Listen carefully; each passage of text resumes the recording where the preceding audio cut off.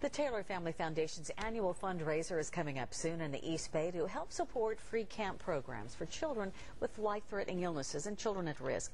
This year, I visited a camp session that helped children with an illness called celiac disease. And just give it a little shower of powdered sugar. This particular summer camp is all about the food. Whether it's muffins or Mariposa brownies, chocolate chip cookies, chicken nuggets, creamy macaroni and cheese, or a loaf of bread, it's food they can't normally eat when they go someplace else, but they can eat it here because it's gluten-free. These kids have a bad reaction to gluten, which is a protein found in certain grains like wheat, rye, and barley.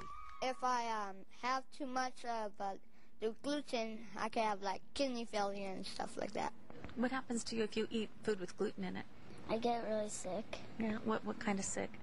Like I'll be in the bathroom all night throwing up. I'll get stomach aches. I usually get really bad migraines. They found out because I was breaking a few bones every year. So I can't eat wheat, oats, barley, or rye. So sometimes when I go to birthday parties, I can't have the cake there. Celiac has a lot of different ways that it can present.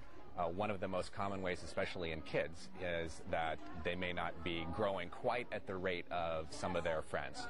11-year-old Nathaniel's dad is a doctor at Kaiser in San Francisco. He said his son was not thriving as a baby until a blood test revealed celiac disease. The National Institutes of Health says the gluten intolerance from celiac disease can cause lifelong problems. The immune system responds by damaging the small intestine.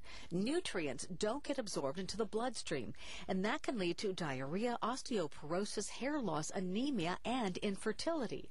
The NIH estimates that as many as 3 million people in the U.S. have celiac disease, but most of them are undiagnosed because of a lack of awareness. And that's why former Oakland Raiders quarterback Rich Gannon is part of a national campaign to raise awareness.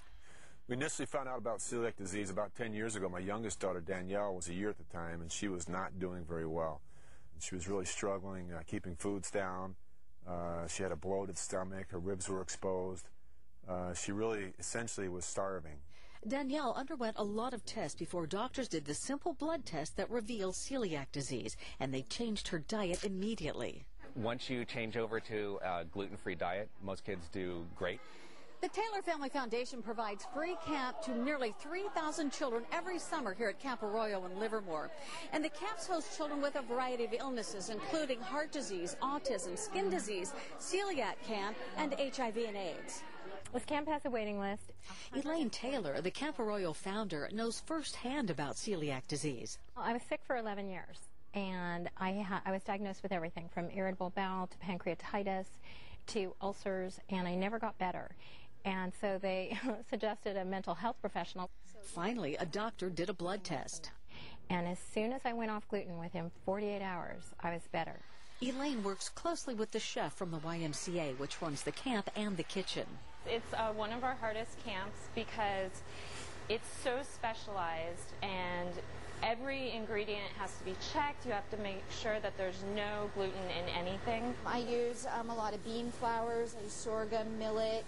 The head bread baker, Anna Suboski, flew out from Iowa to cook for the kids for the week. I have celiac, and I'm also type 1 diabetic, so I was looking for a bread that was high in protein and fiber, and I needed something really nutritious. Anna was inspired to create a variety of breads for people with different allergies. I came up with a bread that's gluten, corn, dairy, soy, rice, nut, and yeast-free. That means kids here can have sandwiches and all the other foods they love that win their Good Taste Award. The pizza. The waffles. It's like the best food I've ever tasted.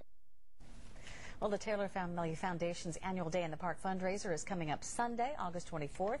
For information, log on to our website and look under See It on TV. Also, I have a backstory with a number of food resources for families who are living with celiac disease.